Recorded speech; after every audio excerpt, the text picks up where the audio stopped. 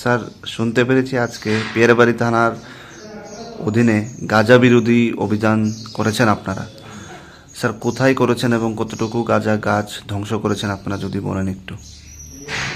আজকে আমাদের বিলোনিয়া রিজু স্যারের নেতৃত্বে পিয়ারবাড়ি থানা স্টাফ, ফরেস্ট ডিপার্টমেন্ট, 43 বিএসএফ এবং 9 বিএনটিএসআর এর যৌথ উদ্যোগে আমরা ওয়াংছড়া এলাকাতে গাঁজা বিরোধী অভিযান করি।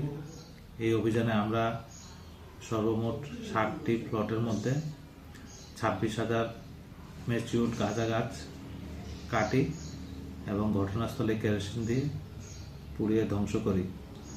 ওই এলাকাতে আর কোথায় কোথায় গাঁজা চাষ হচ্ছে এগুলো আমরা খুঁজে বের করছি এবং এই গাঁজা চাষগুলো কারা কারা করছে ওদের বিরুদ্ধে আমরা ইনকোয়ারি করছি।